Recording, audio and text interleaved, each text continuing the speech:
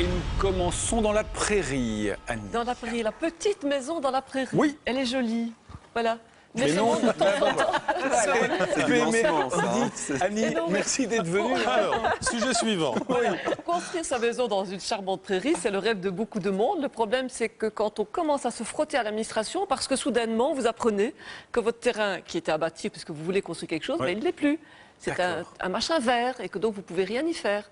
Et donc C'est c'est embêtant. la catastrophe. Financièrement parlant, ça fait très très mal. Et c'est malheureusement une mésaventure qui est vraiment arrivée. Et c'est Laura Ingalls qui nous... ou Véronique Fouillat, c'est selon, mais en tout cas, c'est elle qui est allée sur place. Cette maison, dans un environnement bucolique, Christiane la connaît par cœur. Et pour cause, c'est la maison où elle a grandi. Au décès de sa maman, la propriété est mise en vente. Mais son père décide de garder 10 arts qu'il entend lui transmettre. Lorsqu'il décède à son tour, elle hérite donc naturellement de cette parcelle. En 1986, j'hérite de ce terrain. Lors du décès de papa. Ce terrain est estimé à une valeur de 200 000 francs belges. Et j'en paie les droits de succession comme un terrain à bâtir. Car c'est évidemment l'endroit rêvé pour construire une maison. Des années plus tard, avec son mari, elle élabore donc un projet, rentre les plans à la commune et là, c'est une bien mauvaise surprise qui l'attend. On nous dit que ce terrain est en zone d'espace vert et qu'il nous est impossible de construire. Christiane est donc pénalisée 2 fois. D'abord parce qu'elle a payé des droits de succession trop élevés, ensuite parce que son terrain, elle ne peut rien en faire, alors qu'elle aimerait aujourd'hui en faire profiter ses enfants. Je pense que c'est la faute à pas de chance. La déclaration de succession est un document administratif et le notaire ne fait pas de recherche au préalable, contrairement à l'acte de donation ou à l'acte de vente, où là, il a l'obligation de s'enquérir pour savoir s'il y a des infractions, quel est le statut du bien, etc. Ici, c'est un document administratif qui est signé par les héritiers et qui n'est pas signé par le notaire. Mais Christiane n'a peut-être pas dit son dernier mot. À défaut de réécrire l'histoire, elle pourrait bien tenter sa chance auprès de la région wallonne. Le Code d'aménagement du territoire prévoit en effet certaines dérogations qui permettent bel et bien de bâtir dans des espaces verts ou des zones agricoles. Mais ces exceptions sont rares et soumises à l'appréciation de la région. Mais dans cette histoire, Christiane n'a pas dit son dernier mot. Hein. Elle veut faire quoi maintenant ? Ah ben, on l'a bien compris, au-delà des droits de succession qui ont été payés sur un terrain à bâtir qui n'en est pas un, en fait, ce qu'elle veut, c'est construire sa maison contre vents et marées et en toute légalité. Il ne faut quand même pas oublier qu'elle ne s'est pas lancée comme ça dans un projet de construction de maison.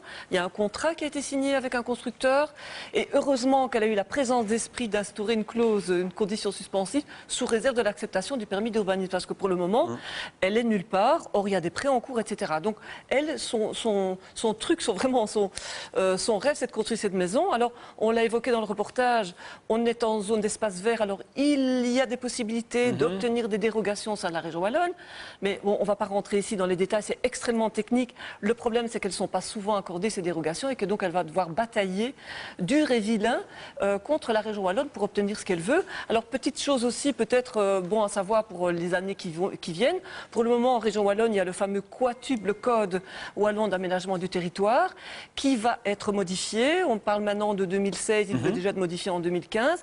Et vous savez comment il va s'appeler ce nouveau...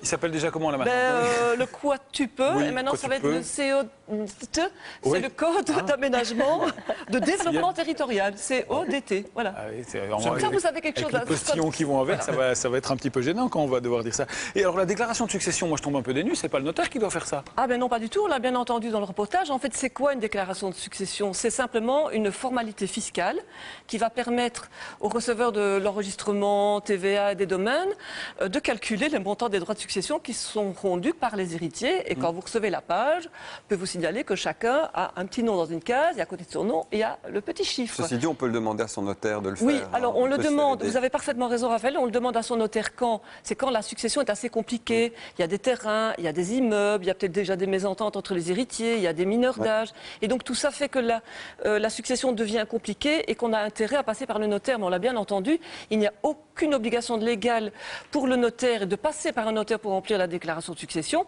et on va être très clair, pour les gens où il n'y a pas grand-chose dans la succession, par exemple pas d'immeuble, etc., il suffit d'aller se procurer soi-même le formulaire auprès du bureau d'enregistrement. Youpi, bingo, c'est gratuit ce formulaire. c'est merveilleux. On peut même le télécharger et on le remplit soi-même. Mais quand ça devient compliqué, effectivement, le passage par la case notaire. Maîtresse, j'ai encore une question. J'espère que je saurai vous répondre. Hein. Et le cadastre, il sert à quelque chose? Il y a pas moyen de se Le renseigner, cadastre, vous savez ce que c'est, hein? C'est le relevé de tous les biens immobiliers avec l'identité des propriétaires. Mais ça aussi, ça n'a qu'une valeur fiscale. C'est un département d'ailleurs du SPF Finance.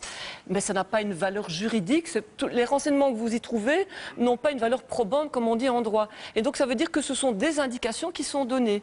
Et donc, quand Mark Van Bededen dit mais le notaire ne signe pas, par exemple, la déclaration de succession, c'est vrai, il ne la signe pas, il n'y a que les héritiers qui la signent, et il n'a pas l'obligation de faire des recherches pour savoir si c'est une zone à bâtir ou pas à bâtir. Bon, si ça intéresse des gens, on peut se renseigner. Hein, on peut se renseigner, bien sûr. D'abord sur le site des notaires, 3 fois notaire.be. Il y a leur ombudsnotaire, parce que depuis le 1er juin 2015, figurez-vous qu'il y a un ombudsman, un médiateur au sein du notariat pour tous les gens, pour tous ceux et toutes celles qui ont des soucis avec un notaire ou avec une notaire. Christiane, le jour où vous arrivez à construire votre maison, vous nous invitez pour la crémaillère, hein, on est là. On est d'accord? On amène on fait la bière. ça.